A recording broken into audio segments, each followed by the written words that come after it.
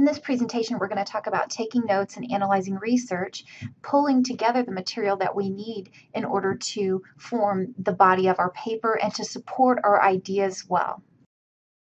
There's a resource in Blackboard called The Necessity of Analysis. This is a worksheet that I want to make sure that you have read before you go any further in this presentation. Additionally, if you have not yet downloaded the library research notes, you'll want to download those too. Each of these resources we're going to use in tandem with one another in order to build the research for our project. So if you haven't reviewed these materials, please go ahead and download those now. So you have already been coached through the library materials. You have completed searches. They have yielded books if you're in the catalog, or journals if you've been in any of the library databases. I hope that you have looked at several databases. Several of the EBSCOhost products, Academic OneFile, JSTOR, CQ Researchers, several of the databases that we have in the library, because the more you diversify your resources, the better evidence you're going to come across to prove your points. So this is a search that I've conducted about obesity and fast food restaurants. I found a document in here that actually connected children and parents talking about the advertisements that they see and also making the decisions about where they want to go for fast food. So when I found that connection, it was really neat. I was like, oh, I know I need to use something from this article. I was able to use all of the material from the opening of this article to put into my Works Cited page. And in my library resource search, if I scroll down to the bottom, you can see that I've already put in all of that information, double checking that I'm not putting in too much information for the author's name, capitalizing the title correctly, making sure I have the journal in here accurately, the volume and issue number, etc., for my Works Cited entry. So when I came across this article and I saw that the pages were a bit off, I went on ahead and clicked on the PDF link up here in the upper right-hand corner. And that gave me a really nice article to look at, and then I could cite the actual page numbers. I found this evidence in this article about the ways that parents and children discuss advertisements and fast food together, when I found that there were two types of mediation between parents and children, one that was control-based and one that was mutual decision-based. I thought, this is a concept that I want to discover in my paper and put into there. So I came back here to my library resource sheet and I put in the direct quote and citation and the paraphrase. One thing that you'll notice with my quote is that I did choose a pretty long quote. I do not suggest doing this very often, but I'm also not going to use the entire concept of this quote with my paraphrase. I'm going to try to zero in with my paraphrase on what I actually want to focus upon. So you'll also notice that I have preserved these authors in my note, in this quote portion anyway. Usually you won't have that happen either, but I kind of felt like it was important to show two different studies, or so that I could go and look at more research later from these authors, but I'm not necessarily going to put that kind of information into my actual paraphrase.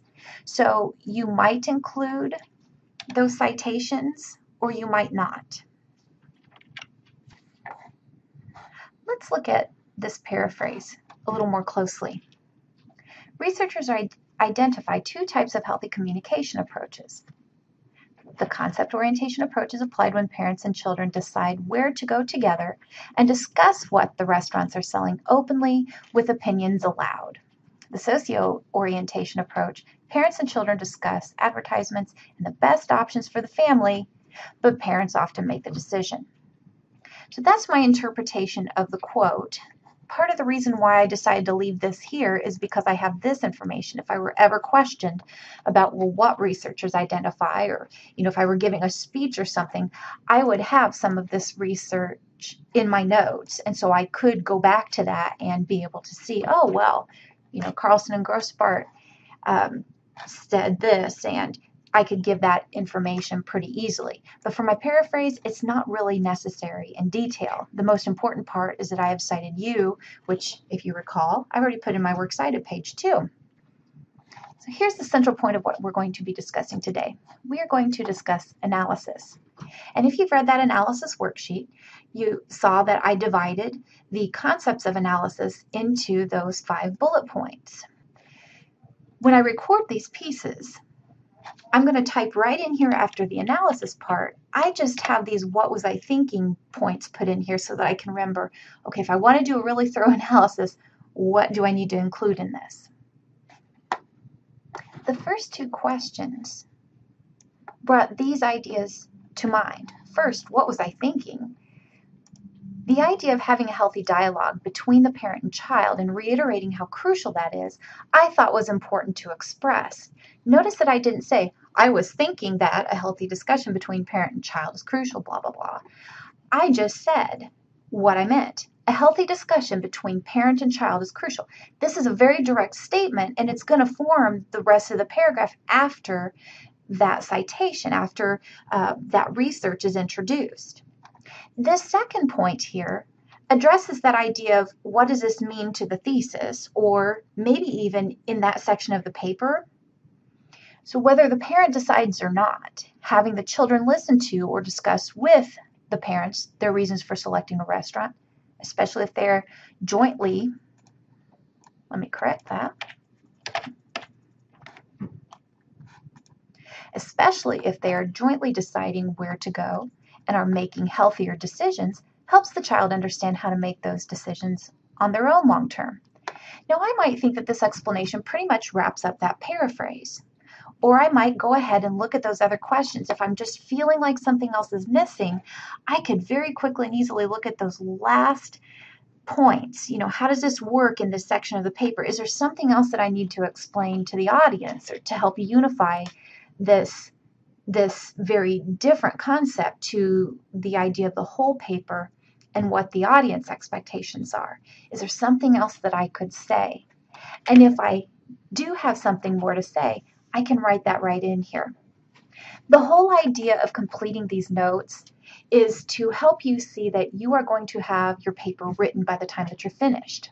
What you're going to do ultimately, and don't do this now, don't concentrate on this aspect now, but when you are going into the drafting process, you're going to come in here into your notes and you're going to say, am I going to use this quote or am I going to use this paraphrase? Which one would work better for my purposes?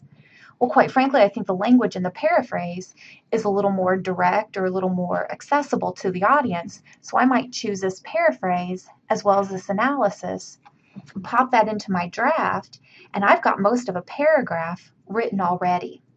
And just think about that. If you do this not just for note 1, but for all 10 notes, and if you'd like to add up 11, if you would like to add notes 11 through 15, you're welcome to, and you can get extra credit for that. But if you had 10 notes already, you'd have your paper nearly finished. Now, who's to say that you're going to use all 10 of these notes in your final draft? Well, rarely do we use everything that we've created, but at least you have the research completed and recorded responsibly with citations that point to the works cited page, etc., so that you can just pop that in, and if you need to do more research or you need to do some rewriting, you already have the bulk of the paper finished by the time you finish this exercise. So this is the next stage in our process, and when we're all finished with this, we'll go into the rough draft, and then we'll start really playing around and seeing this paper to come together.